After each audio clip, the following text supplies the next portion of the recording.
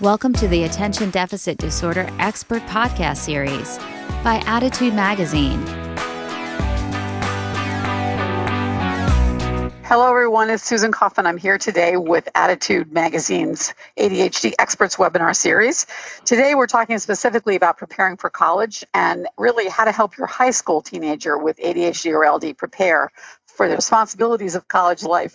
Dr. Theresa Maitland, who I'll introduce in a moment, tells us that teens with ADHD are the fastest growing segment of students with disabilities on college campuses today. After leaving the structure of high school, the watchful gaze of their parents, college can be a challenge. Executive function challenges really, result in rocky adjustments and academic challenges, and especially in getting organized. The best way to conquer life in college with ADHD turns out to be preparing and planning while your child is still in high school. So Dr. Maitland is a senior ADHD LD specialist at the University of North Carolina at Chapel Hill.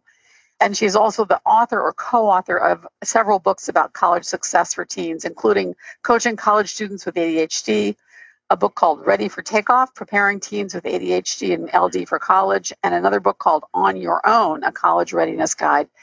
Today's topic is, as I said, helping teens with ADHD get ready for college. And some of the things that Dr. Maitland will be touching on are how to practice advocating for yourself as a teen and how to use academic resources independently, how to practice college readiness skills at home, and how to slowly phase out accommodations that won't be available in college. It's a bit of a change there, and how to develop a transition plan.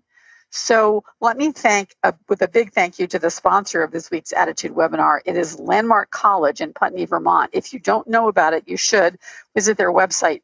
Landmark's been serving students with learning and attention difficulties with a huge range of programs, including an upcoming 2-week transition to college program this summer, July 21st through August 5th.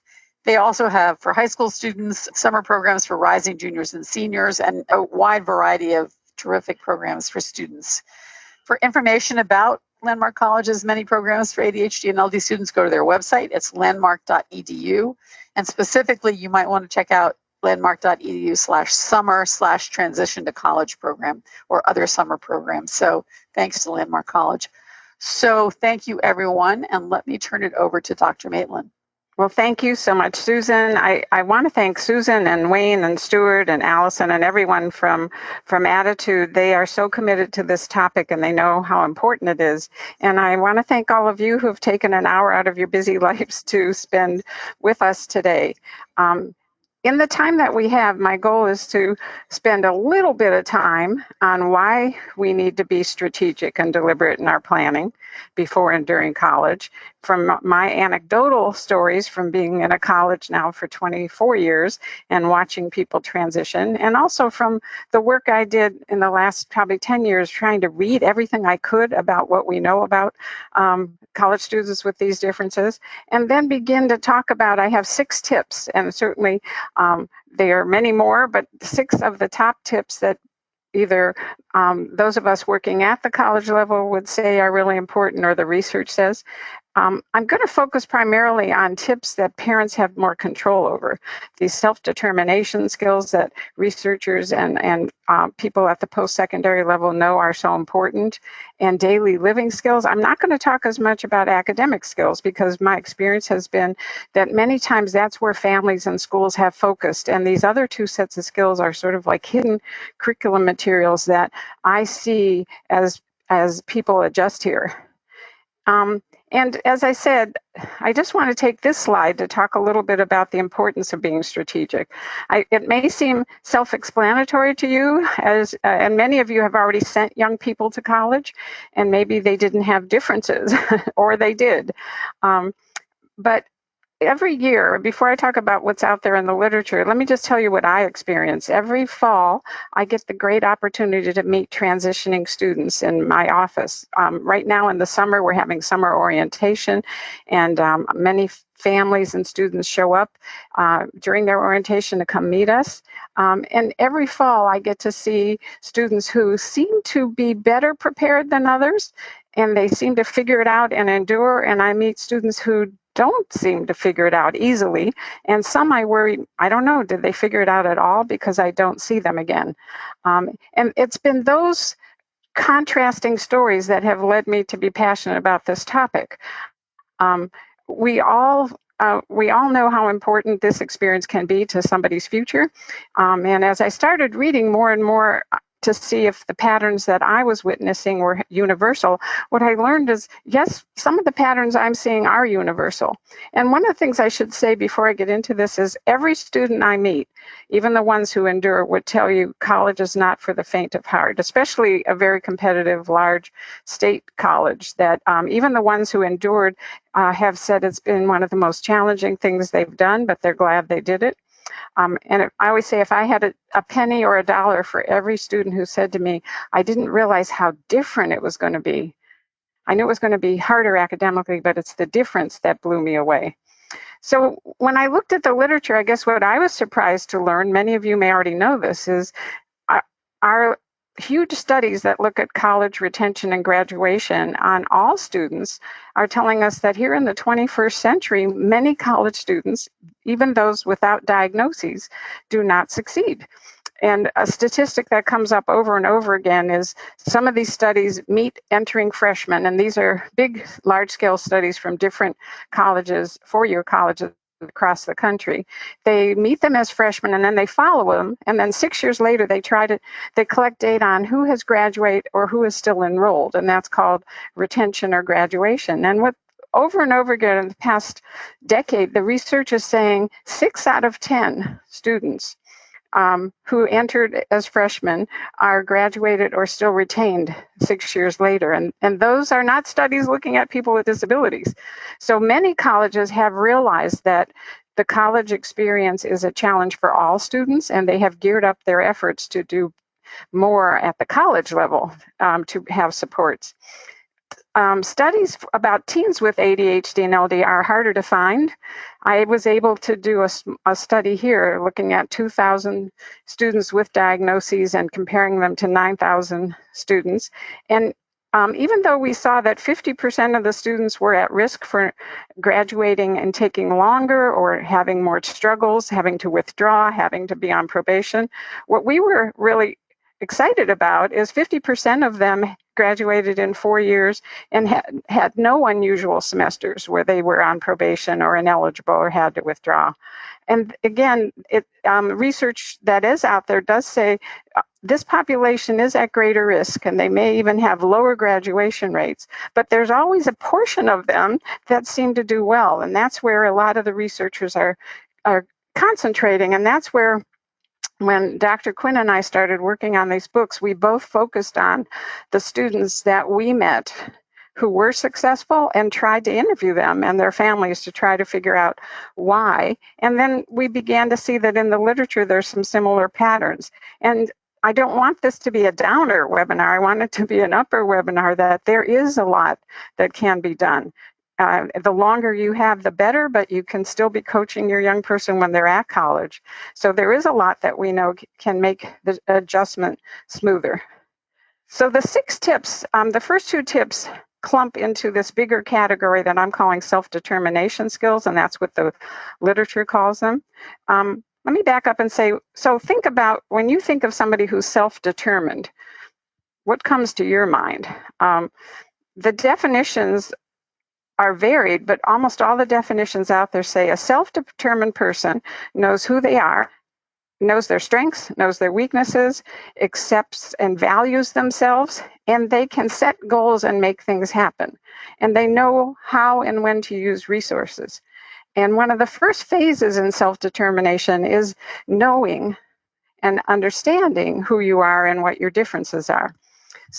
So if the first tip is one of the goals, and I'm sure many of you have been working on this, and if your child was diagnosed at a young age, you've been working on it for a long time, is how do we help the teen understand their strengths and weaknesses? And the first step is to really ask you, as a parent of somebody with a diagnosis or with a difference that may be undiagnosed, do you have a clear understanding of your young person's difference? Because even though as they become teens, they maybe don't want you to teach them, you are in a phenomenal position when these little conversations happen to raise like, I wonder if this is one place where your dyslexia is actually a strength, or your hyperactivity is actually in the way here, but I wonder if it's a strength when you're in lacrosse. you are in a great position if you can talk openly about those differences to shape your young person. I guess the next level, though, isn't just cognitive. It's your feelings about it. How do you feel about your teen's differences? If many times teens are going to pick up the perspective of their families. So unfortunately, we can't minimize the fact that there is a difference. And I know for a lot of families, just talking about that in the open with their teen is hard. And when we peel behind why that might be, sometimes people are ashamed or they feel guilty. They may have the same differences and they feel mixed feelings about that. There's a lot of literature out there that says if people with disabilities can reframe it and see a gift in their challenges, they tend to have more successful lives. And I would have to say that starts with us adults, teachers and parents and psychologists. Are we perceiving it as a curse? Do we see a blessing in it? I know there are people in our field who say there's nothing good about some of these differences, but I would beg to differ. That there's a lot of very successful people who have these differences. And I always tell students I've committed my entire career to people with these differences because I actually think you have more potential than other people. That doesn't mean you don't have more challenges. So I think you have to honestly look at yourself. And if you don't have a clear understanding or you're really locked in some emotions about it that make you see it so negatively, then I would say, how do you grow your own understanding? Who could you talk to? Did the psychologist who did the testing, did you feel a connection with that person, your pediatrician? Attitude and other big organizations have all sorts of interactive parent sites where you could grow your own understanding and acceptance. The second point I think I have learned over the years, having been in this field since it started, is oftentimes we don't balance our focus on the problems with the positives of the person. We do not want our young people to think they are their diagnoses. We want them to see that challenge as part of who they are, but are we spending enough time talking about and growing their talents, passions, and strengths? Oftentimes, and I was guilty of it as a teacher. I think families sometimes can do this, where as soon as you know there's a difference, you're taking the young person to everybody to fix the difference. But are you simultaneously looking at your child from a talent, passion, strength perspective and trying to figure out what is their unique gift? Sometimes those clues to it are hidden in the behavior problems you have, like if they're reading late at night under a blanket with a flashlight, is there some creative, amazing person there? If they doodle, even if they're oppositional, I always think about on my kindergarten report card, people said, Theresa worries too much about everyone else. And I say, people, that was my gift. Why didn't you capitalize on it and have me be a mentor to people? So that's a focus that's strength-based. And then if you have your understanding clear and your acceptance, then how do you create opportunities and a climate where it's okay to reflect on for your teen who they are and help them grow? Certainly in those day-to-day conversations, if they'll let you, and I know that it can be really rocky with a teenager to bring up, like, I wonder if the reason you had trouble getting to soccer on time has anything to do with your executive functioning skills. How could we work on that? Like, to try to make connections. If they won't talk to you, I wonder again, who is it they will talk to? Is there a teacher in the school, a counselor? Who is the psychologist? Are there any support groups online or even in person for people, for teens with these differences, where they could feel more open to reflect on it, own it? And as I said, simultaneously, how do we give them opportunities to look at passions, talents, and strengths? There are some evaluation tools that are out there. There's books called the Strengths Quest and the Strengths Finder, where we use them lots of times with students to have them change the focus onto those talents and gifts that you were born with, and how do you grow those? So tied to self-awareness, right, and understanding and loving yourself is the next tip. How do you help your teen become a strong, independent self-advocate? Even the teens who are introverted, even the teens who are on the autism spectrum, who don't, it's not easy. How do we help them find ways so that when we're not with them, they can ask for what they need, whether it's in writing, whether it's, we have a very creative student here who's on the autism spectrum, and he and his mom created a pamphlet before he came to college to help him explain himself to people in the classroom and to our offices. And why is this so important? Many of you already know this, but some may not, is that there are some major shifts in the laws at the college level. And the laws at the college level that mandate that colleges provide certain accommodations require the teen to come forward and disclose their disability. Total difference from the K through 12 world, right, where it's the school's responsibility to find the people with differences, and the school, by law, talks to the parent. Everything shifts overnight when you unpack your child in August at the college, and all of a sudden, you are not the one the school talks to. By law, your teen has to come forward and provide documentation. That doesn't mean you can't coach them to those points, but the bigger law that sometimes is really surprising for parents is the Family Education Rights and Privacy Act. And that law requires that a student sign a release to allow their records to be shared with their parents, and to sign a release so people in offices like mine are allowed to talk to parents. That may be surprising for you. And even if a student has allowed that, and I have some students, and I ask their permission, do they want their parents to be a part of our meetings virtually or in person? And if they say yes, I still always, I do not triangulate. I won't talk to the parent without the student, because the student's my client. So the norm at college is you are there, but you are not our main client. And legally, the young person has to be able to handle some of the things they need to do to get accommodations. So if this is new to you, or even if it's old to you, right? So how are you preparing for this change by fading your role? When I interviewed over 100 students that I work with who have been successful, almost everyone told me that their parents slowly got them ready to advocate for themselves. The words that we use in our book, Ready for Takeoff, are around the metaphor of piloting. And I think it really works well, because no one would let a pilot take a plane for a flight until they go through hours and hours of training with a co-pilot.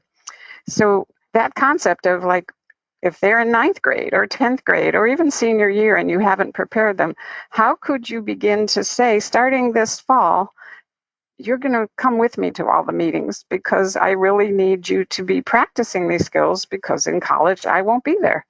That co-pilot role is a safety net, because if the meeting gets murky and your teen doesn't know what to say, they can look to you.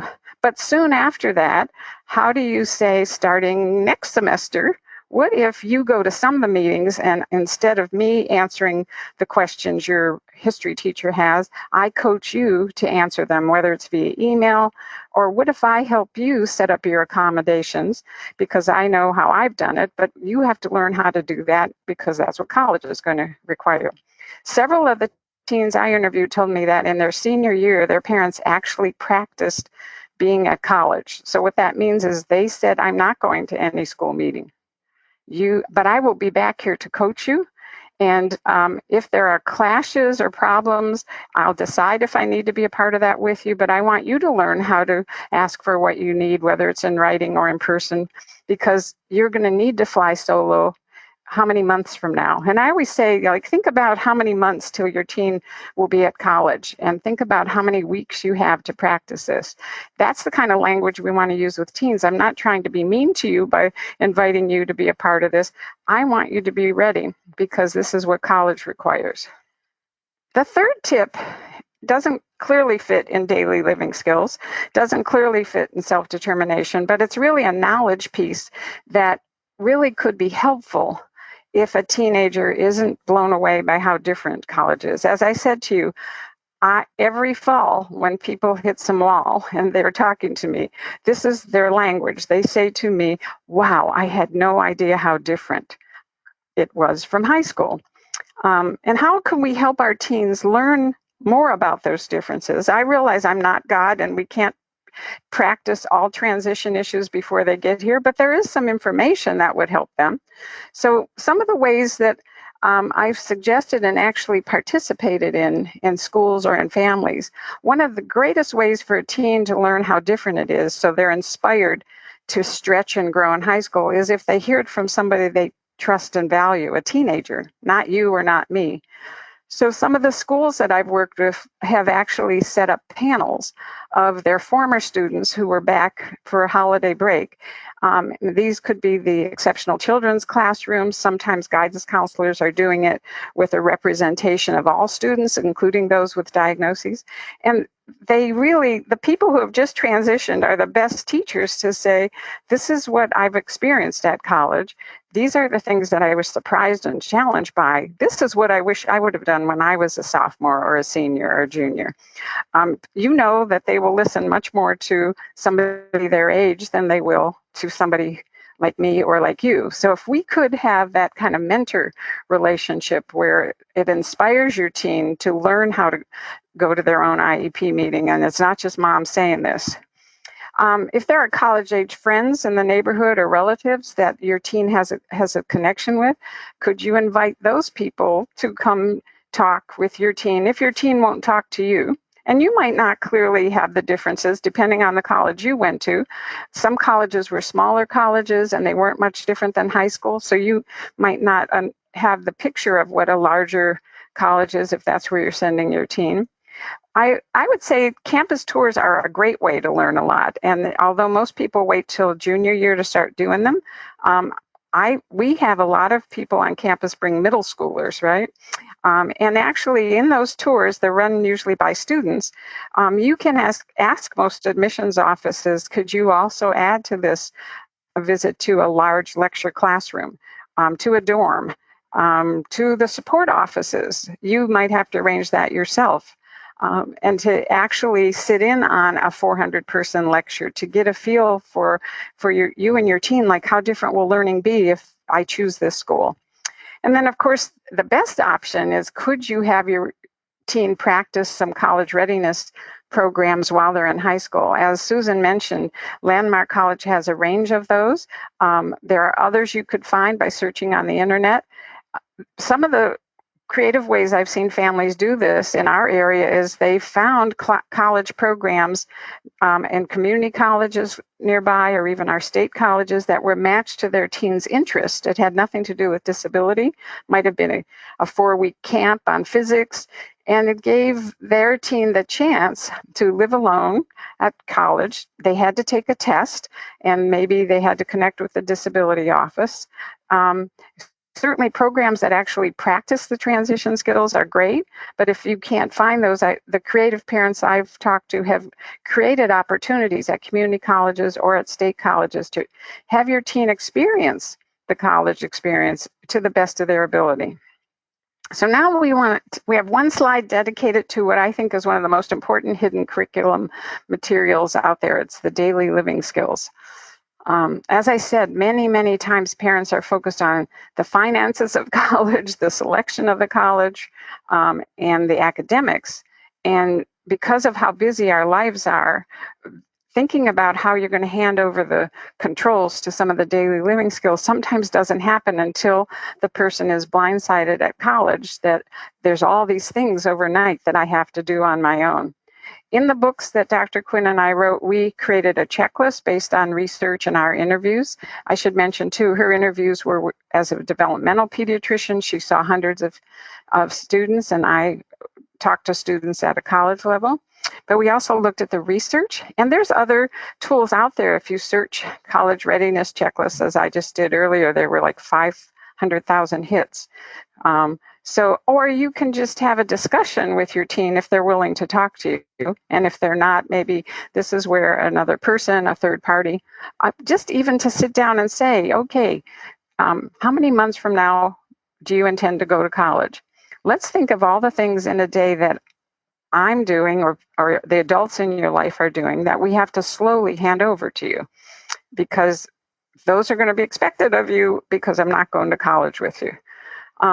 I've listed some of them there. I'm going to highlight some of the ones that I see really can get in the way. So the first one, for those of you who have disorganized people, some who may be diagnosed with ADHD, who have clutter everywhere. It may be hard for you to attack that because they may not have a need, but I have certainly met students whose roommates asked to be moved because after multiple discussions, the student that I worked with ADHD, their clutter spilled into the other part of the room. Learning ways to keep track of like your key and your cell phone and your one card are really key things. Like what are all the tools that are out there? There are some cool technology that you can put beepers on things and find them. So that's a biggie. I'm going to go right to the one that I hear all the time, caring for one's bodily needs and doing laundry. I'll bring those two together. Some of the students I work with who are on the autism spectrum or have ADHD or are very stressed lose track of laundry and hygiene, and it can really cause social problems. And learning to do the laundry and be consistent at taking care of your body may be able to be excused in a family, but socially, it can really set people up to be teased. I have had many students in my office just in tears saying, why didn't I learn to do the laundry before I came here? There's so many things to adjust to. Now, granted, if you ask them this summer to learn, they're not going to like it.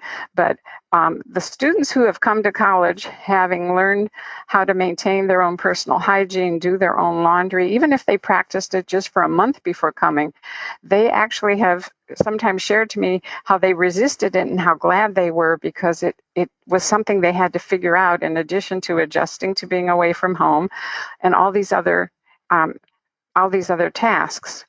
The two that show up a lot under care for one's bodily needs, medication management. Of course, that's a huge one.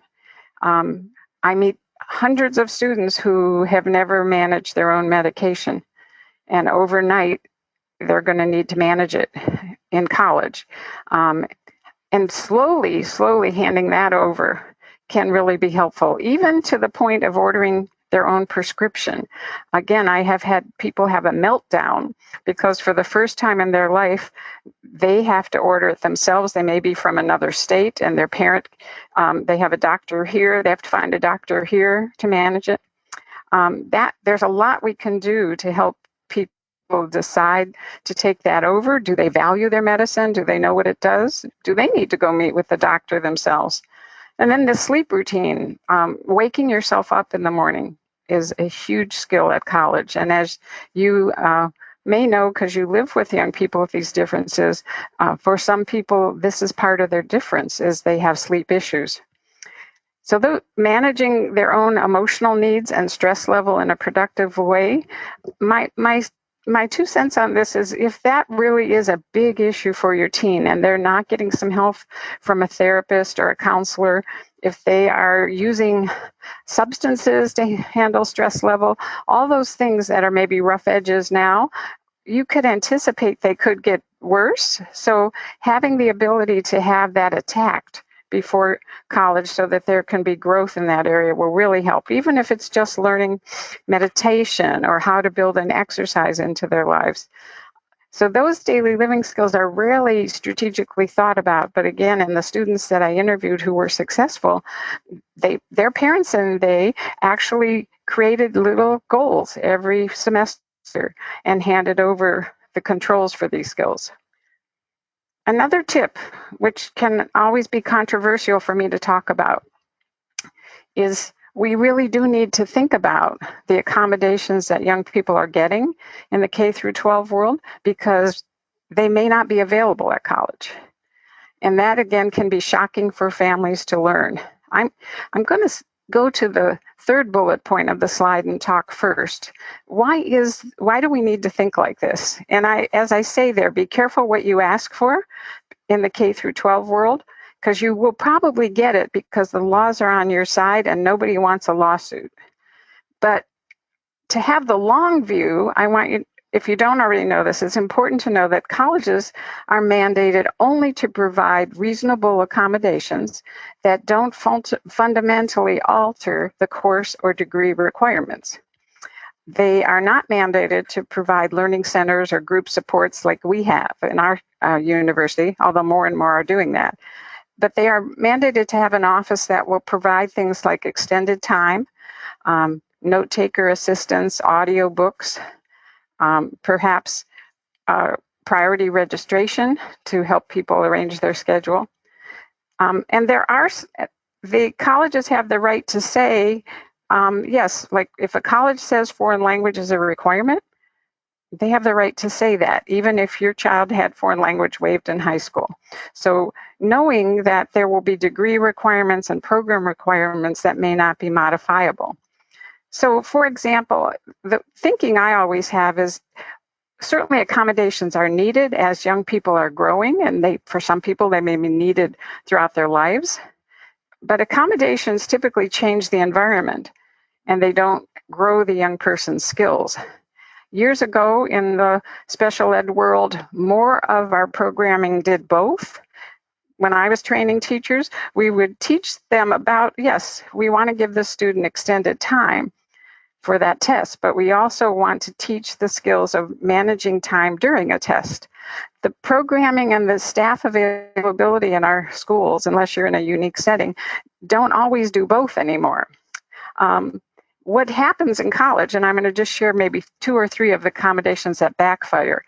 I still do meet students who get unlimited time on tests, and that is probably not going to fly at any large college in the country. There may be innovative, more unique colleges that don't value time and tests, but that's sort of the culture in college. I meet students who have been given the opportunity to correct their test after the fact, and then their grades are averaged. I met one professor in 23 years that has that opportunity in his chemistry class, but pretty much the test is going to be your grade. Not being downgraded for spelling errors is common for people with dyslexia. That can backfire if you're taking a class like a student I had who went on to pharmacy school. The degree requirement was to spell the prescription drug medications correctly for the test. And it was a fundamental alteration of their course curriculum for him to ask to spell those correctly. As it was the med school student I had who was used to double time for everything, and he wanted double time for his physical exams. The med school said, no, that is a fundamental role of a physician. We'll help you learn how to do that, but we can't alter it. So just be aware every time we ask, is it something that is going to be not available at the college level? And why can't we work with our schools to simultaneously grow the skills that go with the accommodation? That will serve them in the long run.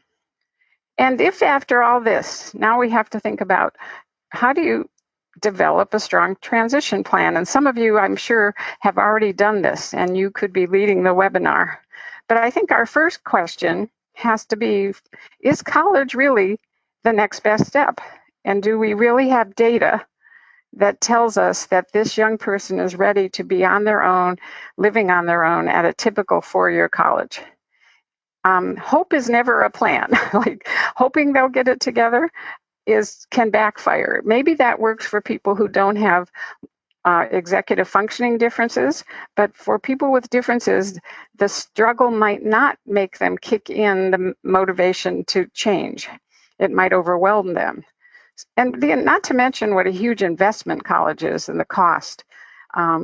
And I think it's okay for you to be thinking this way, to say, this is a really huge investment, and we want to really have the best shot for our young person.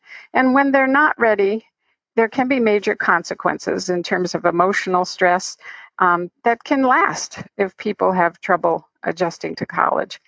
So I think it's okay for us to raise teens in our families and in schools. Like, let's really think about all the options that there are right now. You could work and save money so that you could pay part of your own college.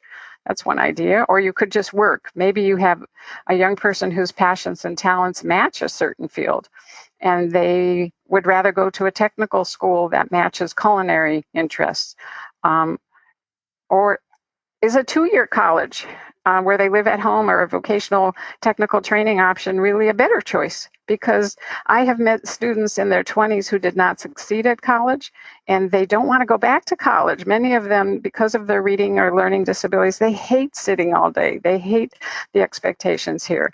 They want to find a place where their talents match, like in a garden center, maybe as a landscape architect or doing something different. Military, a gap year. I've seen people do a really interesting thing where they took a year off. Their young person committed to maybe taking one class for credit at a community college, not entering in any degree, but they agreed to grow their self-determination skills, or they did a really unique project in their community or in the country or for their church. I have also met people who tried college and failed miserably, who came back later in life and they succeeded just tremendously, partly because their brains were more mature and they had the motivation and all the skills. So if you're still thinking, yes, it is the next step, then on our resource list, I've listed there is a large guide that you can use, and there's certainly other resources to help you pick a college based on supports. Not just the disability supports, but all the supports available to students. Many colleges have first-year supports for all first-year students, learning centers, writing centers. The more that's there for everybody, the more chance your young person will use it, because if it's tied to a disability office, they may not use it. Create or attend a summer bridge program. Many colleges have, if you select a college, they may actually have a special transition program for certain minority students, including students with differences. Sometimes colleges don't have, and what that means is the student comes to the campus in July and takes courses during the second summer session before fall starts, gets credit, and actually gets to figure out college before it gets crazy and chaotic. And when students with disabilities have done that, they use that time to learn how to advocate for themselves with the disability office, use the services. So either those exist or you might create your own. Connect your teen to the supports that are there. Many of the most successful families have made sure their teens met everybody in all the offices. It's a tricky thing because you can't control them going, but you can play a big role in connecting. Many teens have asked their parents to help them make the appointments for the first month to see us as at the Learning Center because they're so overwhelmed they can't remember how to do that. And then selecting a wise first semester. If your teen doesn't tell the advisor that they meet in their college orientation that they have a difference, they may be given a typical schedule that is just not matched to them. So how do you take your first schedule and match it more to your strengths, knowing that the transition might be hard? And working as a family, and you might need a third party to do this, to really design together your transition plan. Like, what are your expectations for communication? What role does your teen want you to play? What do you need to do? Like, do you need to have at first texts every day to know they're okay? Having that and then revisiting it after your teen is adjusting and their needs change. So that's a lot to share, and I'm going to jump over these next two slides, and Susan and I will come back to them and move into hearing what's on your mind. Theresa, that was just really fascinating. Thank you so much. We've got lots of good questions here. I'm going to jump to one that is not about high school, but it seems important to a number of people listening in. And I know from my own personal experience that it's a significant one. And that is, I'll quote from Michelle, my child is really, really smart, but he hates going to the disability office. I think he hates it because it makes him feel different. Another person says, how do I encourage my child in college to use the recommended accommodations? We have the diagnosis, but they're very apprehensive about actually going to the office. My daughter's in jeopardy of losing her scholarship. So you mentioned this, but to come back to it, you know, how should parents approach this issue of encouraging their children to take full advantage of what is available at their school? That is really, really the hard reality of where families are at the college level. I'm going to answer that, but let me go back to the high school level, because one of the ways, if for those of you who aren't Michelle and the other people who you still have time, many of the students I see who resisted getting help at the college level tell me that they wish their parents would have let them fail in high school, so they acknowledge their difference and their need for accommodations.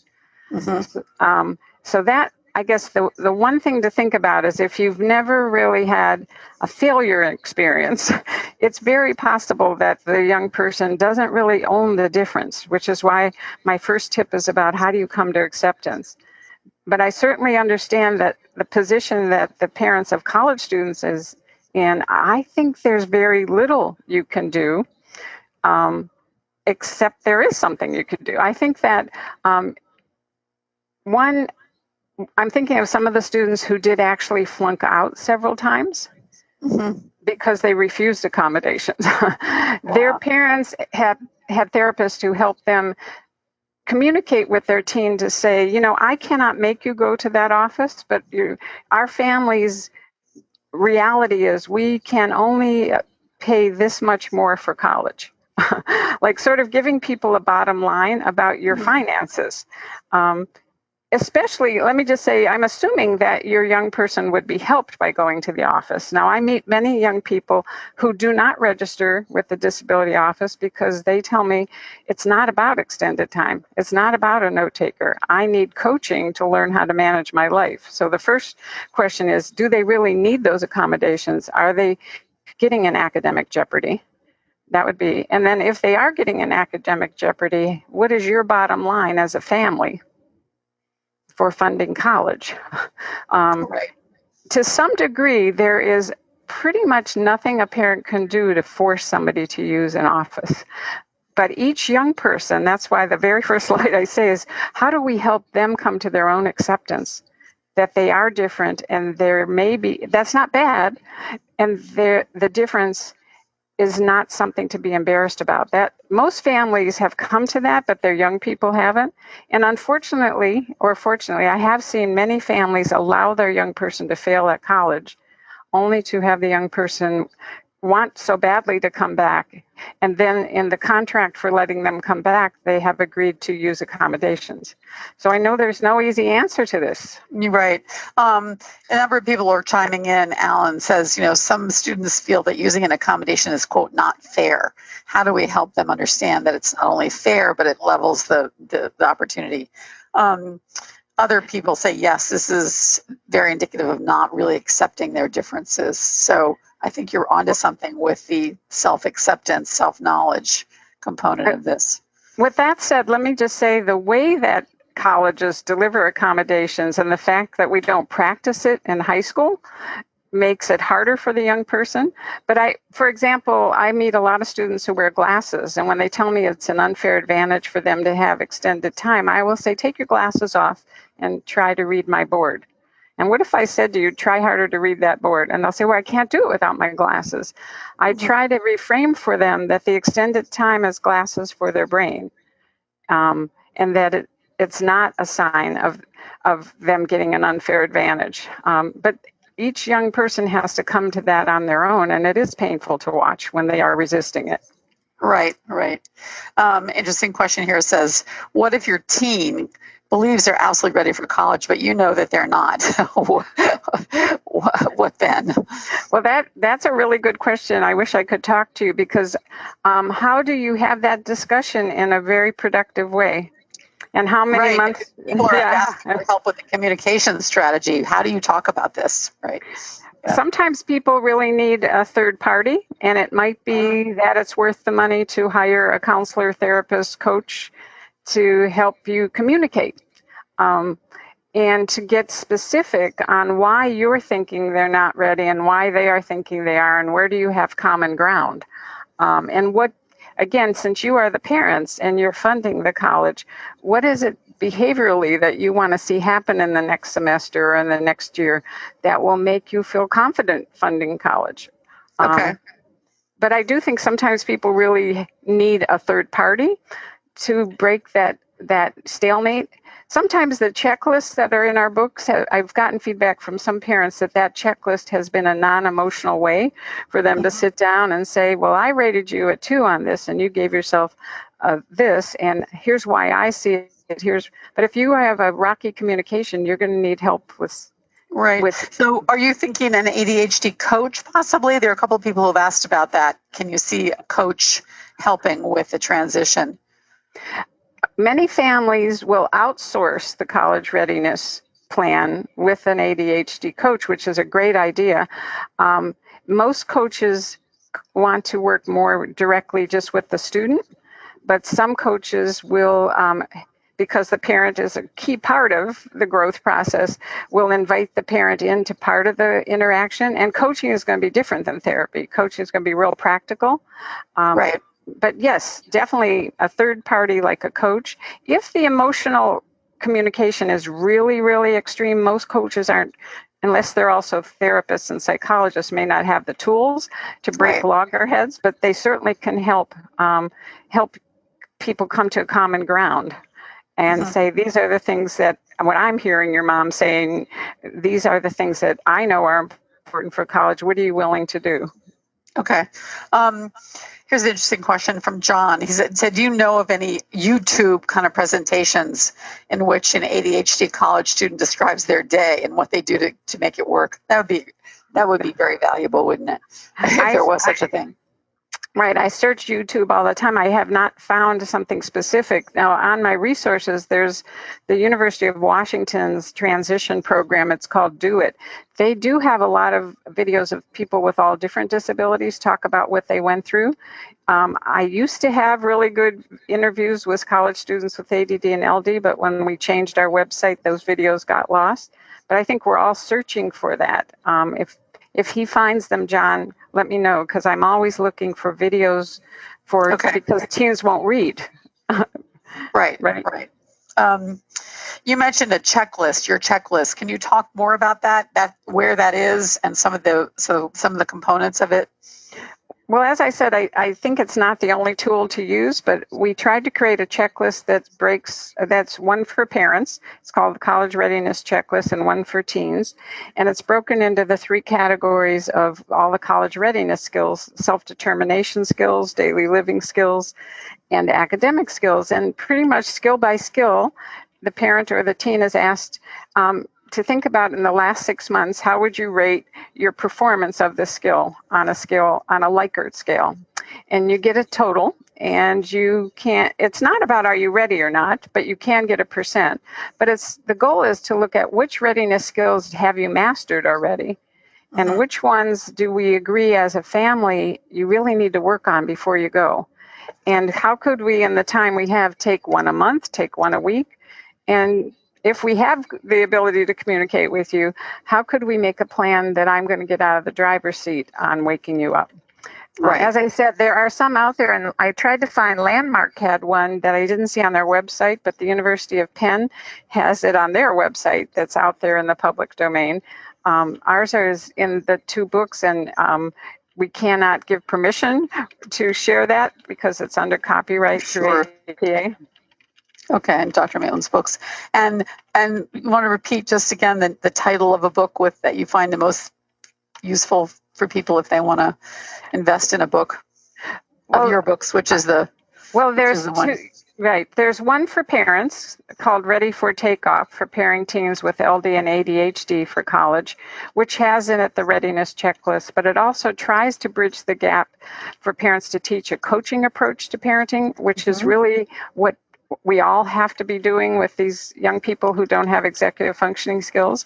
And the second book is called On Your Own, a college readiness guide for teens with LD and ADHD, and it's the companion book for the teenager. Got it. Okay. For teens, that sounds super helpful. Let's see. I'm just going to post that to the list, those titles. Great. Let's see. 6 people are asking. Let's see. Coaching has significantly helped my students that are in college over the summer. Do you think that continued coaching via Skype during the same year is a good idea? Well, I'm assuming that the person asking thinks so. I would say I wish all transitioning students with or without disabilities had a coach during their first semester of college. Okay. There's actually a big study out there that was done by a company called Inside Track, and they did just that with thousands and thousands of transitioning freshmen. Half of them had once a week, 30 minutes a week coaching, and half did not. for the first semester, and these were not people diagnosed, and they did find that the coaching improved greater grade point averages, better graduation rates years later. I tell every student I meet at orientation that if I had a magic wand, I wish they would make weekly appointments with either a coach on campus or someone in the community. And Skype and FaceTime, we offer that to our students here because, believe it or not, they don't want to walk across campus to our building.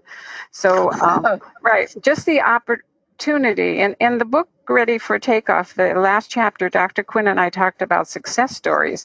And all the students we've met who were successful had somebody, it might not have always been a coach, could have been a therapist, it could have been an advisor. They had somebody during their transition that wasn't a parent that they talked to weekly that helped them process the changes, help them problem solve how to handle it, and help them find the resources. There's tons of resources, but they're not always apparent. So I am with that person that I think the best time to have those resources is during that adjustment because we can anticipate it's going to present new challenges. Right. Okay.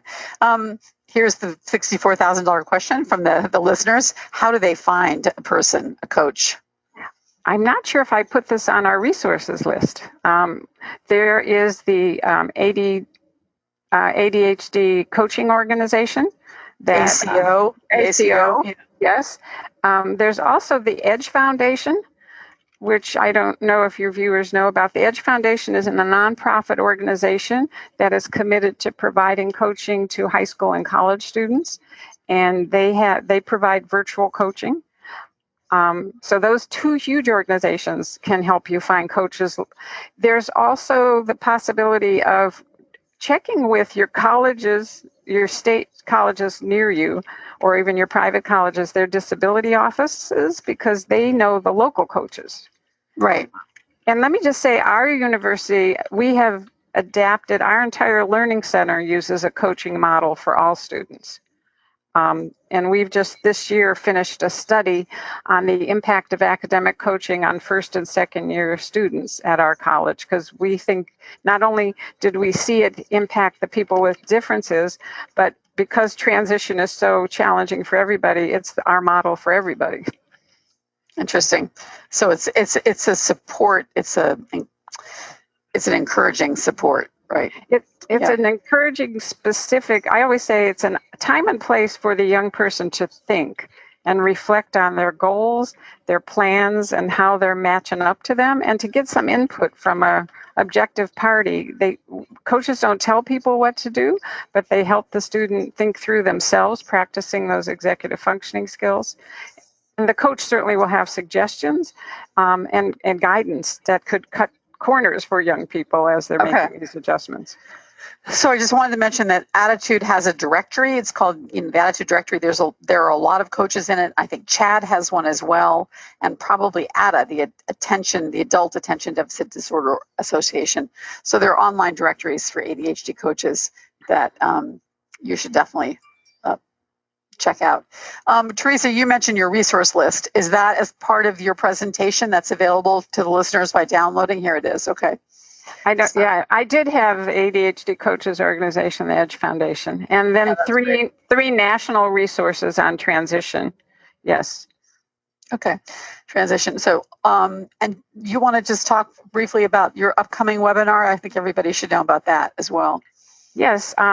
Every fall, the University of North Carolina offers a seminar and a webinar with a national expert on attentional or learning issues, and ours this year will focus on high school and college students with dyslexia, and the webinar platform that we use can handle a pretty big number. So people who don't live locally, if you have a teen or a college student with dyslexia, we are really fortunate to find Dr. Marianne Wolf, who's one of the top researchers in the field, who has an amazing perspective from a scientific standpoint on the beauty of dyslexia. And she's going to share what has been learned about the uniqueness of the dyslexic brain and the talents that tend to go with dyslexia and how to foster those, and specifically how to help college and high school students who have this as one of their diagnoses to be successful in a reading intensive world like high school and college. So our registration is not going to open until August 8th. At that address that is on that slide. Okay, great. Last question. Someone said I have 6 weeks until I drop off my son. What's the top thing that I should be doing? I feel your panic. So one thought I have, what would it be like to talk to your teen and have that conversation together, and maybe have them watch this webinar or just have a discussion with you and say, we have 6 weeks, and you don't just have 6 weeks. Let's be honest, with technology, the research on the amount of interaction that this generation has with their parents says they text parents 3 to 5 times a day. So think about the fact that it isn't 6 weeks. You have more time. And to have a discussion with your teen and say, so we have a great golden opportunity, help you be more ready. When you think about going to college, what are you excited about? What are you concerned about? What skills am I taking over that you want to work on? And here's the ones I think. I think having that as like just an open, not panic discussion. And then also saying, once you're in college, I'm not gone. Too. And I have had students rely on their parents in really creative ways until they adjusted. So having that discussion with your teen, if you haven't already had your teen register for the disability office where they're going to college, get on that, because that would be, even if they don't use it, here's the thing, it's insurance. Even if they don't think they're going to use it, it's helpful to be registered, because if they choose to use it and there's a backup in reviewing documentation, your teen might not be able to get the accommodation. And right, and just from my experience, it's not a small process. There were a lot of forms involved in registering with the disabilities office. Yeah, that was a big pile of paperwork. And really asking them what are the things that they think might be challenging, and let's look to see what offices are on the campus that could help you. And when we move you in, let's make appointments to see if we can go meet them. Okay. Yeah, that's a great idea. I think we did that. We visited the disability office during the accepted student visit, and then we also went back during orientation. So, but that said, we still had problems with actually using the services. But we did. Well, that's why I'm saying go beyond the disability office to say what's all the resources in the dorms for first-year students, and if your teen wants to shy away from the disability office, what else is there that all students can use? Okay, like these, oftentimes a writing center or other tutoring centers and learning centers, right? That's a great suggestion. Reminder that we don't necessarily have to go the ADHD LD route, right, for help. So, okay, everybody, unfortunately, we're out of time. Thank you so much for participating today, all of you, and Dr. Theresa Maitland. So look forward to seeing you all again, and thank you so much, everyone, for being here. Bye, Dr. Maitland. Thank you. Bye-bye. Thank you, everyone. For more Attitude podcasts and information on living well with attention deficit, visit attitudemag.com. That's ADDITUDEMAG.com.